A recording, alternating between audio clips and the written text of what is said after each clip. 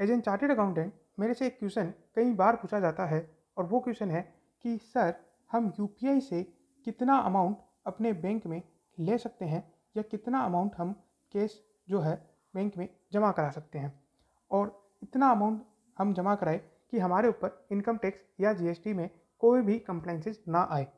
ये क्वेश्चन मेरे साथ बहुत सी बार पूछा गया है और उसी क्वेश्चन का रिप्लाई देने के लिए मैंने ये वीडियो बनाया है। इससे आप लोगों को ये चीज़ पता चलेगी कि यूपीआई और कैश पे कितनी लिमिट है जिसके अंदर आप इनकम और इनकम टैक्स एंड जीएसटी में बचे रह सकते हैं।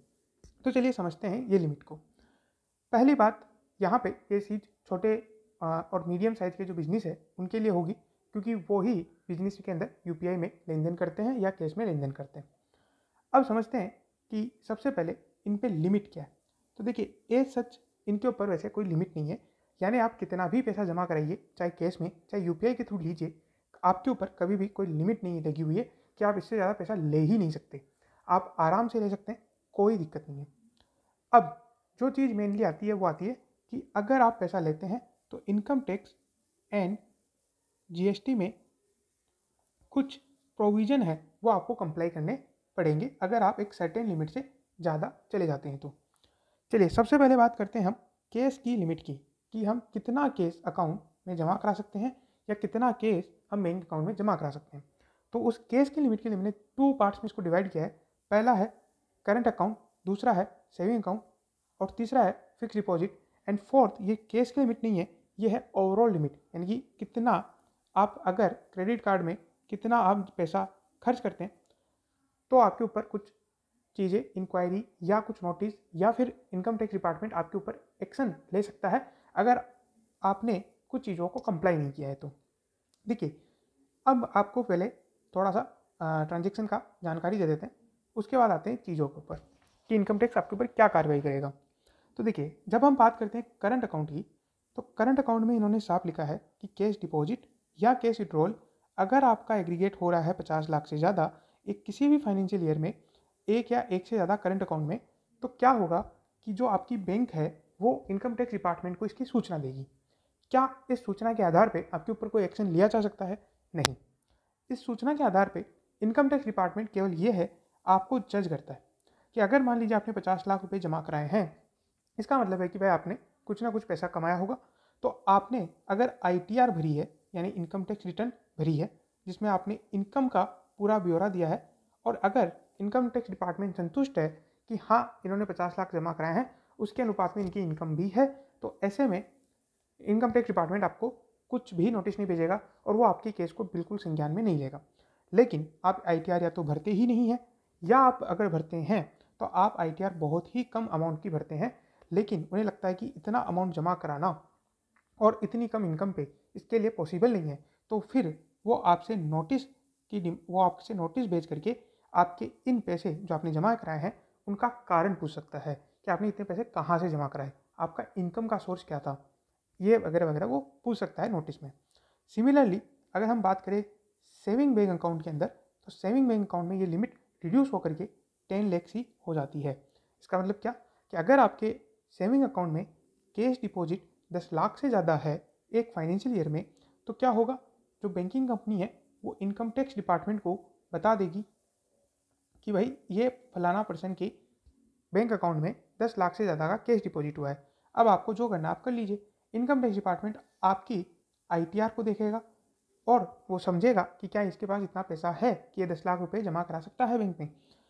अगर उसे लगता है कि हाँ सही है तो वो आपको नोटिस नहीं भेजेगा, लेकिन अगर उन्हें लगता है कि या तो आपने आईटीआर भरी नहीं है या फिर आपने आईटीआर बहुत ही कम अमाउंट की भरी है और इतना पैसा आपका जमा नहीं होना चाहिए, तो ऐसे में वो आपको नोटिस भेज सकता है।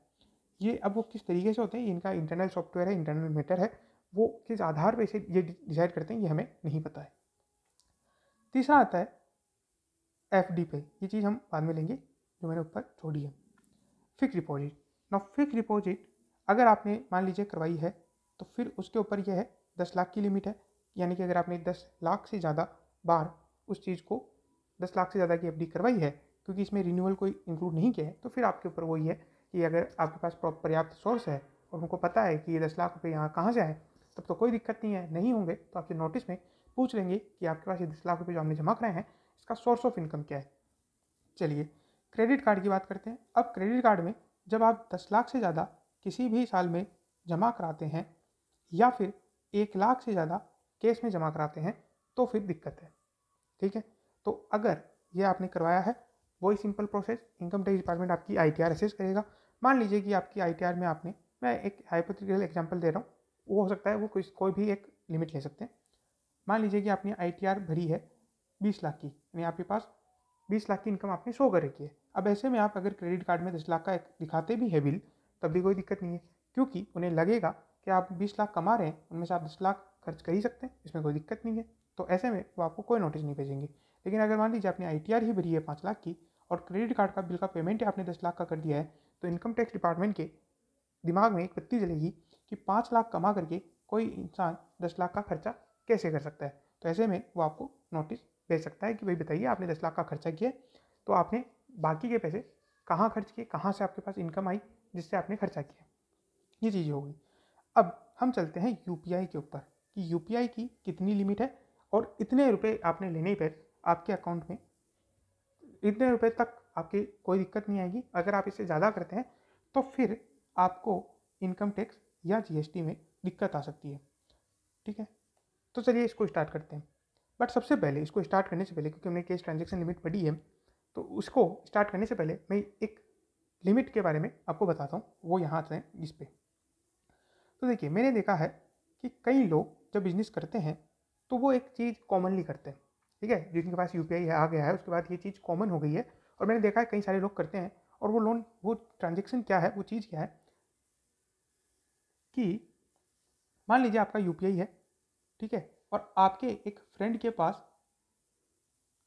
कैश पड़ा है। तो कई बार क्या होता है कि ये फ्रेंड आपको बोलेगा कि भाई मैं आपको कैश दे देता हूँ और आप मेरे को UPI कर दो। उसका सिंपल सा रीज़न है। उसका क्या रीज़न है? उसका सिंपल रीज़न है क्योंकि मेरे पास अभी पैसा है नहीं मेरे बैंक अकाउंट में, मुझे किसी और को UPI करना है, इसलिए मैं आपको कैश दे रहा हूँ और आप मेरे को UPI कर दो। और ये सिंपल सा ट्रांजेक्शन है क्योंकि मेरे पास अभी या तो बैंक जो है वो क्लोज हो चुका है या फिर आज बैंक बंद है या फिर मेरे पास अभी इतना टाइम नहीं है कि मैं बैंक जा कर के ये पैसा जमा कराऊँ एंड सो ऑन। ठीक है, तो आपने क्या किया कि उस फ्रेंड को UPI ट्रांसफ़र कर दिया। सिमिलरली कई बार आप भी ये करते हैं कि आप अपना पैसा, यानी कि आप उन्हें बोलते हैं कि ये पकड़ी, मतलब मान लीजिए कि फ्रेंड आपके पास आता है और इसका उल्टा ट्रांजेक्शन करता है कि मुझे कैश चाहिए तो मैं तुम्हें UPI कर देता हूँ। यानी कि इस बार क्या हुआ, ये फ्रेंड आपको UPI करता है और आप इसके बदले में उसको कैश देते थे, क्योंकि इस फ्रेंड को कैश की रिक्वायरमेंट होती है। इसको कहीं कहीं कैश जमा कराना है या कोई ऐसा ट्रांजेक्शन है जो कैश में ही हो सकता है और इसे लगता है कि मुझे कैश चाहिए। तो ऐसे में ये बंदा आपसे कैश मांगता है और कहता है कि मैं आपको UPI कर दूंगा और मेरे पास अभी इतना टाइम नहीं है कि मैं बैंक जा सकूँ या मेरा बैंक का अभी जो है वो बैंक है वो क्लोज हो चुका है। अब ऐसे सिचुएशन में एक लिमिट आती है और वो लिमिट क्या है कि जहाँ पे कैश इन्वॉल्व है UPI ट्रांजेक्शन के अंदर, वहाँ आपको ये चीज़ ध्यान में रखनी है और ये बहुत ही इंपॉर्टेंट है क्योंकि इसको बहुत सारे लोग इग्नोर करते हैं। हालांकि सबके पास नोटिस तुरंत नहीं आते हैं, लेकिन ये चीज़ आप ध्यान में रखिएगा। जब भी आप ऐसा कोई ट्रांजेक्शन करें तो इस चीज़ को बिल्कुल ध्यान में रखिए, बहुत ही इंपॉर्टेंट चीज़ है। समझिए पहली बात कि इनकम टैक्स डिपार्टमेंट क्या कहता है कि आपको कभी भी लोन जो है नहीं लेना है। 9% सेल टेक और एक्सेप्ट लोन और डिपॉजिट और specified sum exceeding 20,000 by any mode other than account payee cheque, account payee demand draft और use of electronic system through a bank account और सच अलग, है ना। ये सारी चीज़ें जिन्होंने लिखी, इसका सीधा मतलब ये है कि भाई आपको 20,000 से ज़्यादा का अमाउंट केस में लोन नहीं लेना है। इसका सिंपल मतलब क्या है, आपको 20,000 से ज़्यादा का लोन नहीं लेना है केस में। अगर आप लोन ले रहे हैं, यानी कि आपको अगर पैसे की रिक्वायरमेंट है, आप किसी के पास गए, फ्रेंड के पास, आपने बोला कि लोन मुझे दीजिए, तो फिर आपको क्या करना है, 20,000 से ज़्यादा का अगर वो अमाउंट है तो आप उसको बोलेंगे कि भाई मुझे तो सीधा सीधा UPI कर दे। सिमिलरली अगर आप लोन का रीपेमेंट भी कर रहे हैं, shall repayment, repay any loan, तो आपको क्या करना है, 20,000 से ज़्यादा का लोन रीपेमेंट अगर आप कर रहे हैं तो आप केवल अकाउंट के माध्यम से ही करेंगे, कैश या इस तरीके से नहीं करेंगे। अगर इन दोनों सिचुएशन में आप करते हैं तो क्या होगा, इन दोनों में आपके ऊपर पेनल्टी लगेगी। कितनी पेनल्टी लगेगी, अमाउंट इक्वल टू लोन और डिपॉजिट, और amount loan equal to loan और डिपॉजिट। ये दो बात हो गई। अब ये चीज़ कहाँ ज़रूरत पड़ेगी उसको समझने के लिए हम आते हैं इनकम टैक्स में, कि इनकम टैक्स में आपके ऊपर लिमिट क्या है। तो देखिए अब क्या होगा, यहाँ पे हम थोड़ा सा समझते हैं। मान लीजिए कि आप यूपीआई ले रहे हैं साल भर का, और लेते जा रहे हैं लेते जा रहे हैं लेते जा रहे हैं, फिर चाहे वो आपके फ्रेंड से लिया हो, चाहे आपने सामान बेच करके लिया हो, यानी कि दोनों चीज़ें हो गई। आपने सामान भी बेचा, ठीक है, एंड आपने जो है लोन आपने फ्रेंड से लिया, जो आपने सामान नहीं बेचा था, आपने बस एक अपने व्यवहार को बनाए रखने के लिए, और आपने कहा कि ठीक है कभी मुझे ज़रूरत पड़ेगी तो मैं तुम्हें यूपीआई कर देता हूँ, तुम अभी मुझे यूपीआई कर दो, एंड कैश वगैरह में आपने ट्रांजेक्शन कर लिया, जो मैंने आपको कॉमनली ऊपर बताया था, ठीक है। और कुछ आपने अपना सामान बेचा, गुड्स बेचा, या फिर आपने अपनी सर्विसेज दी जिसके बदले में आपको पैसा मिल रहा है, ठीक है। अब आप, ये तो आपकी इनकम हो गई, यानी कि ये तो आपका इनकम नहीं बोलूँगा, टर्नओवर हो गया, और टर्नओवर पे आप प्रॉफिट निकाल के सरकार को टैक्स देना चाहोगे, इसमें तो कोई दिक्कत नहीं है। लेकिन आपने जो फ्रेंड से लिया और लेन देन किया है, उसमें आप बोलोगे कि ना तो मुझे इसमें कोई ये टर्नओवर में होना चाहिए, ना ही मुझे इस पर कोई टैक्स देना है, ठीक है, ये चीज़ क्लियर है। लेकिन जब इनकम टैक्स डिपार्टमेंट देखता है कि आपने यूपीआई किया है, मान लेट सपोज 2 करोड़ का, तो उनको कैसे पता कि फ्रेंड से आपने कितना लिया और कितना दिया। तो आप बोलोगे कि जहाँ पर भी हमने फ्रेंड से लिया और दिया होगा, हम यूपीआई शो कर देंगे और यूपीआई में दिखा देंगे कि ये डेबिट हुआ और ये क्रेडिट हुआ, मतलब कि ये पैसा आया और ये पैसा गया। हम दोनों चीज़ें वहाँ पे दिखा देंगे बैंक स्टेटमेंट में, जिससे कि क्लियर हो जाएगा कि ये हमने फ्रेंड से लिया है, ये हमारा गुड्स और सर्विस बेचने से नहीं आया है। तो यहाँ पे तो इनकम टैक्स डिपार्टमेंट सेटिस्फाई हो जाएगा। लेकिन दूसरी सिचुएशन जहाँ आपने यूपीआई से ट्रांजेक्शन किया और दूसरी तरफ आपने कैश में ट्रांजेक्शन किया, अब ऐसी सिचुएशन में आप कैसे बताओगे इनकम टैक्स डिपार्टमेंट को कि आपने यूपीआई लिया और कैश दिया, या कैश लिया एंड यूपीआई से पेमेंट किया। तो आप बोलोगे कि सर हम उनको बता देंगे कि हमने लोन लिया एंड बाकी जो लोन का रीपेमेंट है वो हमने यूपीआई से कर दिया, या फिर लोन दिया था एंड यूपीआई से पेमेंट लिया था, ठीक है। तो वैसा वर्सा, यानी कि जहाँ पे आप ये है वो आप बताओगे कि हमने लोन का काम किया था, ठीक है। यहाँ पर भी आप लोन ही बता रहे हो, यहाँ पर भी आपने लोन बताया, लेकिन आपने बताया कि ये हमने कैश में किया है। अब यहीं पे वो चीज़ ट्रिगर होती है, 269 सेक्शन नंबर 269T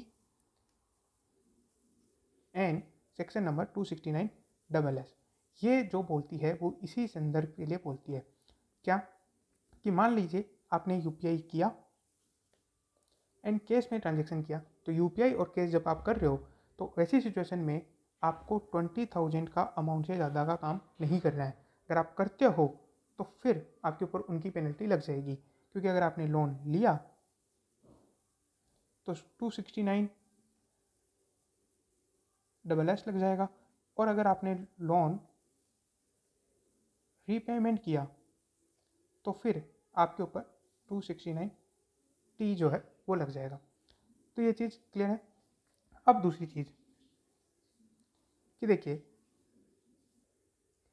देखिए छोटे व्यापारियों के लिए सरकार ने क्या किया हुआ है कि अब जैसे मैंने आपको बताया था, सबसे पहले आपका आएगा टर्नओवर, उसमें से आप निकालोगे प्रॉफिट, और प्रॉफिट निकालने के बाद इस पर दोगे आप टैक्स।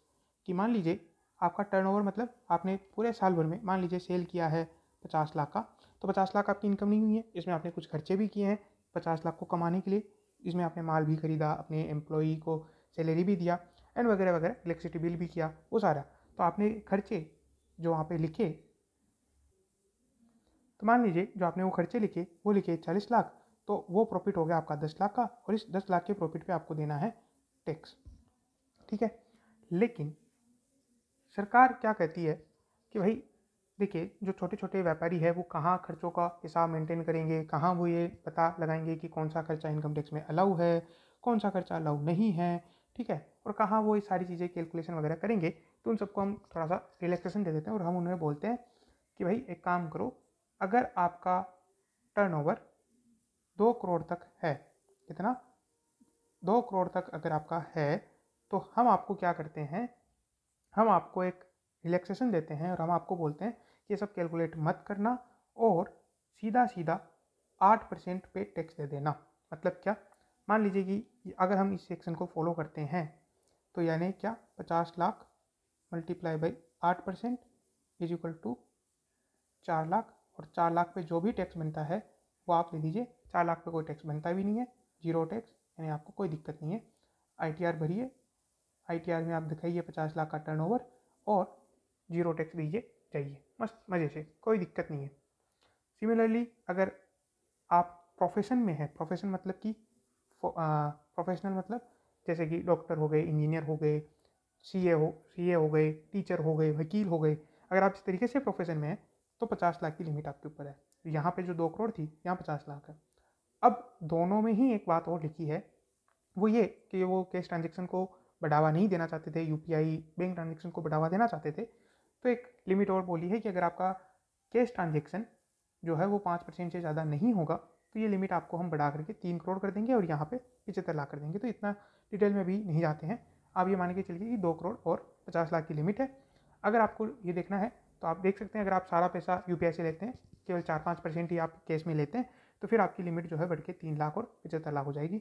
सिमिलरली प्रोफेशनल के लिए जो है 50% है, यानी कि अगर आप एक टीचर है और आपकी जो भी आपका पैसा आता है वो सब आपका पैसा आ रहा है। अब आपने कहा कि मुझे इस पैसे पे कितना टैक्स देना है, तो मान लीजिए क्या आपने 30 लाख का जो है कारोबार किया, यानी 30 लाख की ट्यूशन फीस है, 30 लाख का 50% यानी कि 15 लाख आपकी इनकम मानेंगे। ये टैक्स नहीं है, 15 लाख ये आपकी इनकम है।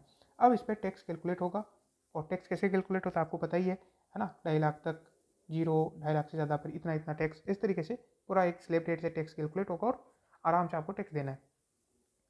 ठीक है, ये चीज़ यहाँ पे हम छोड़ते हैं, फिर जीएसटी लिमिट की बात करेंगे। लेकिन अब यहाँ पे ये चीज़ हो गई, ये चीज़ हो गई। हाँ,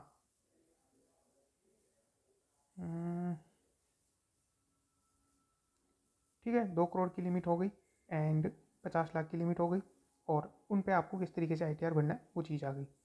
अब चलते हैं कि जीएसटी में क्या लिमिट है। सबसे इम्पोर्टेंट कि जीएसटी में क्या है। तो देखिए, जीएसटी में 2 लिमिट यहाँ पे दी हुई है, या 3 लिमिट में कहता हूँ, 10 लाख, 20 लाख एंड 40 लाख।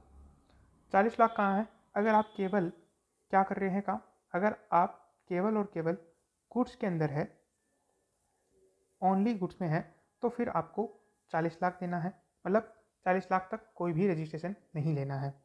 अगर आपकी सर्विस भी देते हैं, मतलब क्या, मान लीजिए कि अगर आप केवल, इसको एक एग्जांपल से समझिए, मान लीजिए आपकी केवल स्टेशनरी की शॉप है और आप बुक्स और ये सब आइटम्स बेचते हैं, तो आपके लिए क्या हो गया, 40 लाख। अगर आप मान लीजिए कि स्टेशनरी की शॉप तो है ही, बुक्स प्लस स्टेशनरी वगैरह तो है ही, प्लस आप एक टीचर भी है, तो फिर आपके लिए लिमिट क्या हो गई, 20 लाख। और अगर आप केवल टीचर है तब भी आपके लिए क्या हो गया, 20 लाख। ये तो क्लियर है। दूसरी चीज़ इन्होंने क्या किया कि जो छोटे छोटे स्टेट है इनको इन्होंने क्या किया, स्पेशल कैटेगरी ऑफ स्टेट, क्योंकि वहाँ पे स्टेट के फ़ायदे के लिए, क्योंकि अगर मान लीजिए वो स्टेट इतने छोटे हैं कि उनके लिए 20 लाख बहुत बड़ी लिमिट है, तो अगर 20 लाख लिमिट रखेंगे तो जीएसटी के दायरे में कम लोग आएंगे, तो इसीलिए उन स्टेट को थोड़ा सा बढ़ावा देने के लिए कि भाई आपके पास ज़्यादा जीएसटी के पर्सन आए, ज़्यादा जीएसटी कलेक्शन हो, तो उन्होंने क्या किया, कुछ स्टेट है जिनके लिए ये 10 लाख रखी है, या 20 लाख की लिमिट, यानी कि स्पेशल कैटेगरी, यानी कि ये जो 40 लाख है वो कन्वर्ट हो जाएंगे 20 लाख में। कब, जब if business is in state of Arunachal Pradesh, Manipur, Meghalaya, Mizoram, Nagaland, Pondicherry, Sikkim, Telangana, Tripura and Uttarakhand. उसी तरीके से वो जो 20 लाख की लिमिट मैंने आपको बताई थी वो हो जाएगी कब, 10 लाख कब हो जाएगी, वही same state Manipur, Mizoram, Nagaland and Tripura. बाकी के जो स्टेट बचे जो इसमें नहीं है, अरुणाचल प्रदेश और ये सब, इनके लिए क्या रहेगी, 40 लाख की लिमिट ही, सॉरी 20 लाख की लिमिट ही रहेगी। यहाँ तक हो गए। अब हम बात करते हैं इन सब के ऊपर कि क्या मैंने अभी आपको इस वीडियो में बताया। देखिए थोड़ा सा और इसमें यहाँ चलते हैं, ठीक है, यहाँ आ जाते हैं। तो देखिए, अब आपने मान लीजिए कि यूपीआई लेना चालू किया। यूपीआई में 2 लिमिट, अगर आप यूपीआई से केवल गुड्स या सर्विसेज के लिए ही लेते हैं, गुड्स एंड सर्विसेज के लिए लेते हैं, तो फिर एक तो लिमिट है 2 करोड़, ठीक है, 2 करोड़ और 50 लाख इनकम टैक्स में, यानी कि इतने इनकम तक आपको क्या करना है, सीधा सीधा टैक्स देना है, आपको कोई भी बुक्स वगैरह नहीं बनानी है, ठीक है। एंड अगर जीएसटी की बात करें तो वो लिमिट है 40 लाख एंड 20 लाख, यानी कि 40 लाख तक आप जो है रजिस्ट्रेशन नहीं करते हैं अगर आप गुड्स में करते हैं, तो अगर आप सर्विस है तो 20 लाख की लिमिट है। दूसरी चीज़, आप जो यूपीआई एंड कैश है, अगर आप ऐसा कुछ ट्रांजेक्शन करते हैं तो पहली बात तो आपको उसका प्रॉपर रिकॉर्ड मेंटेन करना पड़ेगा, ठीक है। और दूसरी बात जो मैंने आपको बताई थी 269SS एंड 269T, वो क्या बोलती है कि वो केस में आप 20,000 से ज़्यादा ना लीजिए ना दीजिए, ठीक है। अगर आप ले रहे हैं या आप दे रहे हैं तो ऐसे सिचुएशन में आपके ऊपर इक्वल अमाउंट की पेनल्टी लग जाएगी, ठीक है। तो ये चीज़ याद रखिए। हाँ, यहाँ पे एक चीज़ जो मैं मिस कर गया था वो ये है, जो आप पूछ सकते हैं, हो सकता है कमेंट में आपका क्वेश्चन आ जाए फिर, कि सर मान लीजिए कि जैसे आपने कहा कि 50 लाख का 8% निकालना है फॉर लेग, यानी कि ये जो लिमिट है ये 2 करोड़ की लिमिट, इसमें आपने कहा कि 8% का टैक्स ही देना है एंड 8% से ज़्यादा दे सकते हैं, 8% से कम वो नहीं मना करेंगे।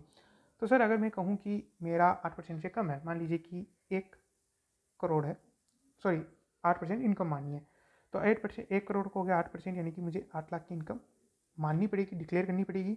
सर मैं 8 लाख की इनकम नहीं मानना चाहता, मैं मानना चाहता हूँ कि मेरे को इनकम हुई है मात्र 1 लाख की, तो क्या?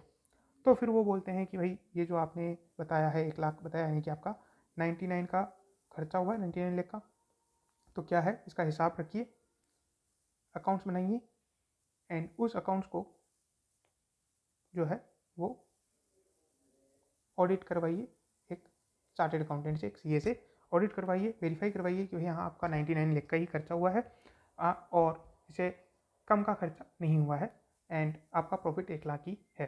तो ये चीज़ इसमें आपको करनी पड़ेगी, अगर आप उसे कम करते हैं तो, ठीक है, कम करने में कोई दिक्कत नहीं है ना।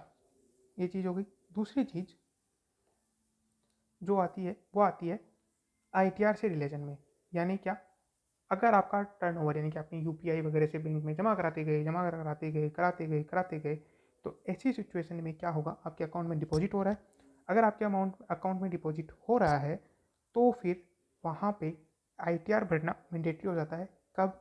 जब आपका करंट अकाउंट में तो 1 करोड़ से ज़्यादा आ गए, या फिर सेविंग बैंक अकाउंट में 50 लाख से ज़्यादा आ गए।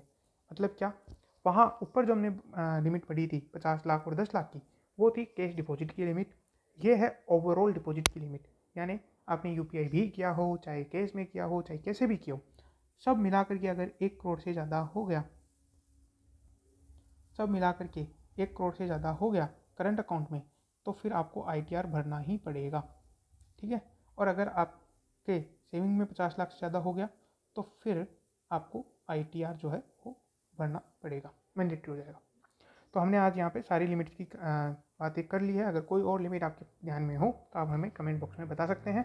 अदरवाइज आई थिंक मैंने जीएसटी और इनकम टैक्स क्या लिमिट है वो बता दिया है। अगर शॉर्ट एंड स्वीट में कहूँ, आप आराम से यूपीआई में ट्रांजेक्शन करिए ज़्यादा, लेकिन आपको जो ध्यान में रखना है वो ध्यान में रखना है ये वाली चीज़ के लिए, यहाँ पे आप जितना कम हो सके वो ट्रांजेक्शन करिए, बट अगर वो ज़रूरी है तो आप कैश में ट्रांजेक्शन मत करिए। अगर कैश में करते भी हैं और ज़रूरी भी है तो फिर वो 20,000 से नीचे का ही रखिए, ठीक है। ये चीज़ आप ध्यान में रखिए, क्योंकि यहाँ पे ही ज़्यादातर दिक्कत आ सकती है आपको। यहाँ पे अगर आप यूपीआई से पैसे ले रहे हैं तो सिंपल सी बात है, अगर आप कमा रहे हैं तो फिर आप टैक्स दीजिए, कोई दिक्कत ही नहीं है। अगर आपका 40 लाख से ज़्यादा हो गया तो जीएसटी में रजिस्ट्रेशन करवाइए, और अगर आपका 2 करोड़ से ज़्यादा हो गया तो फिर आपको बुक्स वगैरह बनानी पड़ेगी, वो सारी चीज़ें हैं। तो और 50 लाख सर्विस के लिए, तो ये चीज़ हमने आपको बता दी यूपीआई की पूरी लिमिट। आई होप आपको ये वीडियो अच्छा लगा हो। Thank you very much for listening us. Good day, good bye.